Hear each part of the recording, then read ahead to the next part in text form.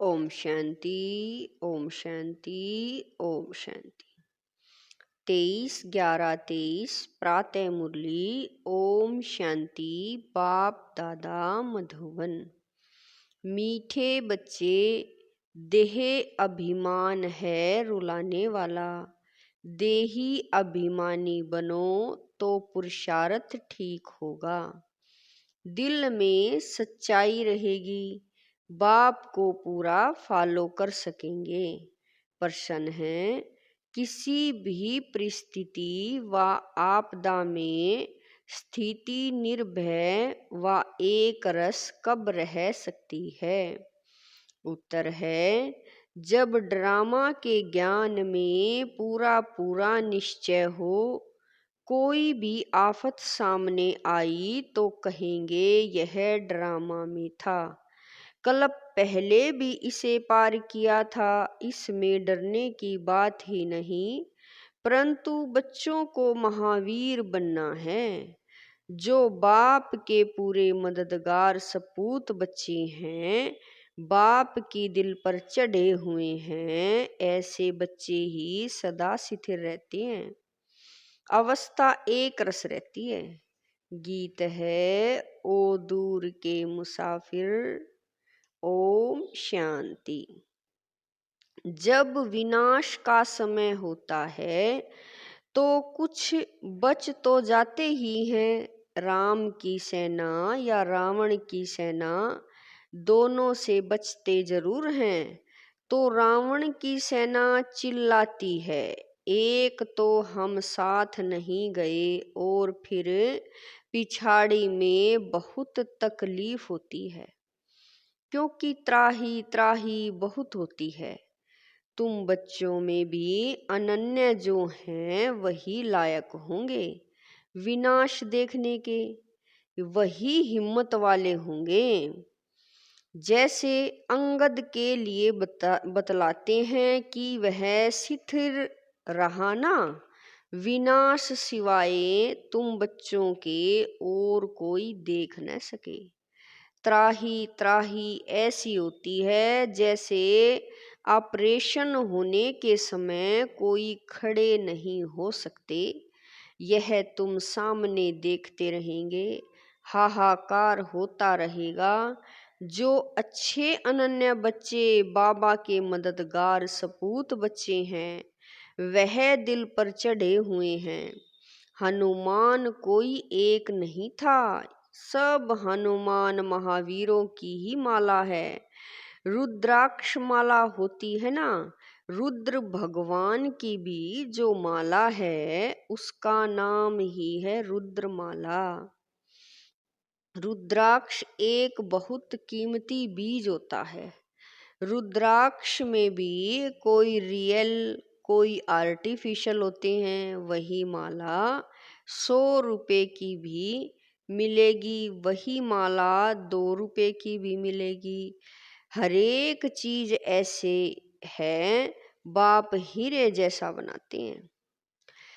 उसकी भेंट में सब आर्टिफिशियल ठहरे, सच परमात्मा के आगे सब झूठे वर्थ नोटे पैनी हैं। एक कहावत है ना, सूर्य के आगे अंधेरा कभी छिप नहीं सकता। यह है ज्ञान सूर्य। बाबा कह रहे हैं अब यह है ज्ञान सूर्य, उनके आगे अज्ञान कभी छिप नहीं सकता। तुमको सच्चे बाप द्वारा सच मिल रहा है। तुम जानते हो सच्चे ईश्वर बाप के लिए मनुष्य जो बोलते हैं वह झूठ बोलते हैं। अभी तुम समझाते हो गीता का भगवान शिव है, न कि देवी गुणों वाला देवता श्री कृष्ण। अभी है संगम युग, फिर सतयुग जरूर होगा। श्री कृष्ण की आत्मा अभी ज्ञान ले रही है, मनुष्य फिर समझते हैं ज्ञान दे रही है। कितना फर्क हो गया है, वह बाप वह बच्चा। बाप को एकदम गुम कर दिया है और बच्चे का नाम डाल दिया है।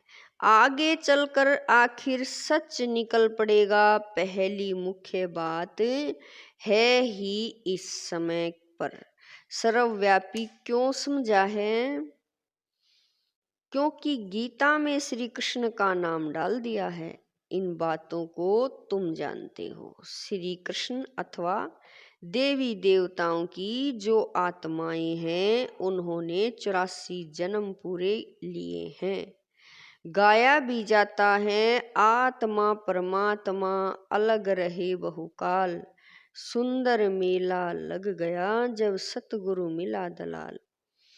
हम ही सबसे पहले बिछड़े हैं, बाकी सब आत्माएं तो बाबा के साथ वहां रहती हैं। इसका अर्थ कोई नहीं समझते। तुम्हारे में भी कोई विरले हैं जो यथार्थ रीति समझा सकते हैं। देह अभिमान की बहुत, बाबा कह रहे हैं, देह अभिमान ही बहुत रुलाता है। देही अभिमानी ही ठीक पुरुषार्थ करेंगे तो धारणा भी अच्छी रीति हो सकती है। इसीलिए कहा जाता है फॉलो फादर। एक्ट में भी फादर आते हैं। फादर तो दोनों हो जाते हैं। यह कौन सा फादर कहते हैं सो तुमको थोड़ा ही पता पड़ता है, क्योंकि बाप दादा दोनों इस शरीर में हैं। एक जो एक्ट में आते हैं उसे फॉलो किया जाता है। बाप समझाते हैं बच्चे देही अभिमानी बनो। बहुत अच्छे बच्चे भी देह अभिमानी हैं, क्योंकि बाबा को याद नहीं करते। जो योगी नहीं वह धारणा नहीं कर सकते। यहाँ तो सच्चाई चाहिए, पूरा फॉलो करना चाहिए। जो सुनते हो वह धारण कर समझाते रहो। निर्भय रहना है, ड्रामा पर खड़े रहना है। कोई भी आफतें आदि आती हैं तो समझते हैं यह ड्रामा में है। तकलीफ पास तो की है। बाबा कह रहे हैं यह ड्रामा में है, तकलीफ पास तो की है ना। तुम सब महावीर हो ना, तुम्हारा नाम वाला है। 8 बहुत अच्छे महावीर हैं, 108 उनसे कम है, 16,000 उनसे कम बनना तो जरूर है। यह बादशाही कल्प पहले भी स्थापन हुई है सो होनी है। बहुत संशय में आकर छोड़ भी देते हैं। निश्चय हो तो ऐसे बाप को फारकती थोड़ा ही दे सकते हैं। जोर करके ज्ञान अमृत पिलाया जाता है तो भी पीते नहीं है। जैसे छोटा बच्चा होता है ना, बाप ज्ञान दूध पिलाते हैं तो भी पीते नहीं है, एकदम मुंह फेर लेते हैं। तो बिल्कुल निकम्मे बन जाते हैं। कह देते हैं हमको मात पिता से कुछ भी नहीं चाहिए, मैं श्रीमत पर नहीं चल सकता हूँ तो श्रेष्ठ फिर कैसे बनेंगे। भगवान की, बाबा कह रहे हैं भगवान की है श्रीमत। तो यह भी एक स्लोगन लिख देना चाहिए कि निराकार ज्ञान सागर पतित पावन भगवान शिवाचार्य वाच। मात, बाबा कह रहे हैं कि माता स्वर्ग का द्वार है। समझाने के लिए बुद्धि में पॉइंट्स आनी चाहिए। स्टूडेंट जरूर सब नंबरवार होंगे। ड्रामा में वही अपना अपना पार्ट बजा रहे हैं। दुख में हम उनको याद करते हैं। दूर देश में बाप रहते हैं, उनको हम आत्माएं याद करती हैं। दुख में सिमरण सब करे, सुख में एक भी नहीं करते हैं। अभी तो दुख की दुनिया है ना, यह समझाना बहुत सहज है। पहले पहले तो समझाना है कि बाप है स्वर्ग की स्थापना करने वाला। तो क्यों नहीं हमको स्वर्ग की बादशाही मिलनी चाहिए, यह भी जानते हैं। सब तो वर्षा नहीं पाएंगे, सब स्वर्ग में आ जाएं तो फिर नरक हो ही नहीं, वृद्धि कैसे हो, यह तो गाया हुआ है। भारत अविनाशी खंड अर्थात अविनाशी बाप का वर्थ प्लेस है। भारत ही स्वर्ग था, हम खुशी से बोलते हैं। 5000 वर्ष पहले स्वर्ग था, बरोबर स्वर्ग के मालिक बाबा कह रहे हैं, बरोबर स्वर्ग के मालिकों के चित्र तो है ना। कहते भी हैं क्राइस्ट से 3000 वर्ष पहले भारत हैविन था। जरूर भारत में ही सूर्यवंशी चंद्रवंशी थे, चित्र भी उनके हैं, कितना सहज है।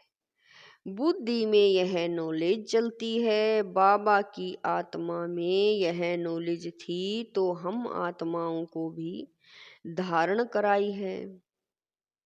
बाबा कह रहे हैं कि वह है ही नॉलेजफुल। फिर कहते भी हैं कि इस प्रजापिता ब्रह्मा द्वारा राजयोग सिखलाता हूँ, जिससे वह राजाओं का राजा बन जाते हैं। फिर यह नॉलेज प्राय लोप हो जाएगी। अब ज्ञान फिर से तुमको मिल रहा है, तो अब तुम बच्चों को चैलेंज देनी चाहिए। इसमें बड़ी अच्छी फर्स्ट क्लास बुद्धि चाहिए। बाबा अपने पास कभी भी ऊंची वस्तु नहीं रखते। कहेंगे इतने मकान आदि बनाए हैं, वह भी बच्चों के रहने के लिए बनाए हैं, नहीं तो बच्चे कहाँ आकर रहेंगे। एक दिन तो सब मकान अपने हाथ आ जाएंगे। भगवान के दर पर भक्तों की भीड़ तो होनी ही है ना। उन्होंने तो बहुत भगवान बना दिए हैं। प्रैक्टिकल में तो यह है ना। बाबा कह रहे हैं तुम समझते हो कितनी भीड़ होगी। दुनिया में तो बहुत अंधश्रद्धा है। मेले लगते हैं तो कितनी भीड़ हो जाती है। कभी कभी तो आपस में लड़ पड़ते हैं। भीड़ में फिर कितने मर पड़ते हैं, बहुत नुकसान हो जाता है। तो यह सब दर्शन चक्र बहुत अच्छा है। स्लोगन भी जरूर लिख देना चाहिए पिछाड़ी में, माताओं के आगे। कभी बाबा कह रहे हैं पिछाड़ी में माताओं के आगे सभी को झुकना है। शक्तियों के ऐसे चित्र बनाते हैं, बाप बच्चों के लिए ज्ञान बारूद बनवाते हैं। कहते हैं सिद्ध करो, वह तो सहज है। भक्त भगवान को याद करते हैं, साधु साधना करते हैं भगवान से मिलने लिए। गॉड को फादर कहा जाता है, बरोबर हम उनकी संतान ठहरे। ब्रदरहुड कहते हैं ना। चीनी हिंदू भाई भाई हैं तो बाप एक हुआ ना जिस्मानी रूप में, फिर बहन भाई हो जाते हैं। विकारी दृष्टि हो न सके, यह युक्ति है पवित्र रहने की। बाप भी कहते हैं काम महाशत्रु है, परंतु जब कोई समझे मुख्य एक बात है, भगवान सबका बाप है। बाप स्वर्ग की स्थापना करने वाला है, तो जरूर बाप से वर्षा मिलना चाहिए। वर्षा था अब गवाया है, यह सुख दुख का खेल है। यह अच्छी रीति से समझाना चाहिए। अच्छा मीठे मीठे शकील दे बच्चों प्रति माता पिता बाप दादा का याद प्यार और गुड मॉर्निंग। रूहानी बाप की रूहानी बच्चों को नमस्ते। हम रूहानी बच्चों की रूहानी माता पिता बाप दादा को दिलवा जान शिकवा प्रेम से याद प्यार गुड मॉर्निंग नमस्ते। ओम शांति मेरे बाबा। लाख लाख शुक्रिया मेरे बाबा। धारणा के लिए मुख्य सार है। नंबर 1, सच्चाई को धारण कर बाप की हर एक्ट को फॉलो करना है। ज्ञान अमृत पीना और पिलाना है, निर्भय बनना है। नंबर 2, हम भगवान के बच्चे आपस में भाई भाई हैं। इस स्मृति से अपनी दृष्टि वृत्ति को पवित्र बनाना है। वरदान है, हर एक की विशेषता को देखते उन्हें सेवा में लगाने वाले दुआओं के पात्र भवें।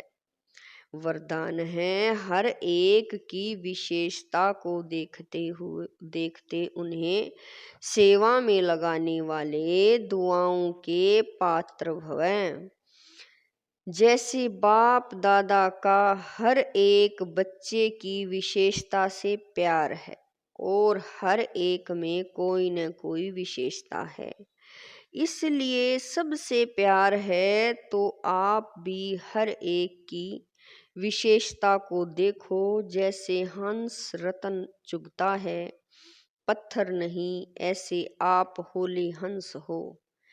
आपका काम है हरेक की विशेषता को देखना और उनकी विशेषता को सेवा में लगाना। उन्हें विशेषता के उमंग में लाकर उन द्वारा उनकी विशेषता सेवा में लगाओ तो उनकी दुआएं आपको मिलेगी और वह जो सेवा करेगा उसका शेयर भी आपको मिलेगा। स्लोगन है, बाप दादा के साथ ऐसे कंबाइंड रहो जो आप द्वारा दूसरों को बाप की याद आ जाए।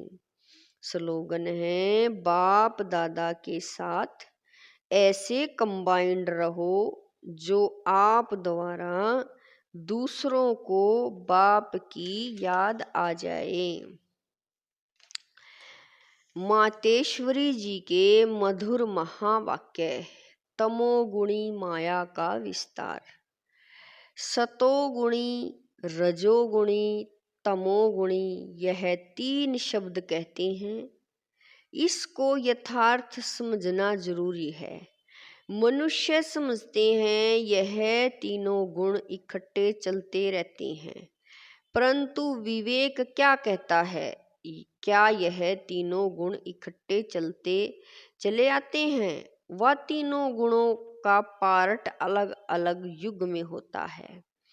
विवेक तो ऐसे ही कहता है कि यह तीनों गुण इकट्ठे नहीं चलते। जब सतयुग है तो सतोगुण है, द्वापर है तो रजोगुण है और कलयुग है तो तमोगुण है। जब सतो है तो तमो, रजो नहीं। जब रजो है तो फिर सतो नहीं। यह मनुष्य तो ऐसे ही समझकर बैठे हैं कि यह तीनों गुण इकट्ठे चलते आते हैं। यह बात कहना सरासर भूल है। वो समझते हैं जब मनुष्य सच बोलते हैं, पाप कर्म नहीं करते हैं, तो वो सतोगुणी होते हैं। परंतु विवेक कहता है जब हम कहते हैं सतोगुण, तो इस सतोगुण का मतलब है संपूर्ण सुख, गोया सारी सृष्टि सतोगुणी है। बाकी ऐसे नहीं कहेंगे कि जो सच बोलता है वो सतोगुणी है और जो झूठ बोलता है वो कलयुगी तमोगुणी है। ऐसे ही दुनिया चलती आती है। अब जब हम सतयुग कहते हैं तो इसका मतलब है सारी सृष्टि पर सतोगुण, सतो प्रधान चाहिए। हाँ, कोई समय ऐसा सतयुग था जहाँ सारा संसार सतोगुणी था। अब वो सतयुग नहीं है, अभी तो है कलयुगी दुनिया। गोया सारी सृष्टि पर तमो प्रधानता का राज्य है। इस तमोगुणी समय पर फिर सतोगुण कहाँ से आया? अब है घोर अंधियारा, जिसको ब्रह्मा की रात कहते हैं। ब्रह्मा का दिन है सतयुग और ब्रह्मा की रात है कलयुग।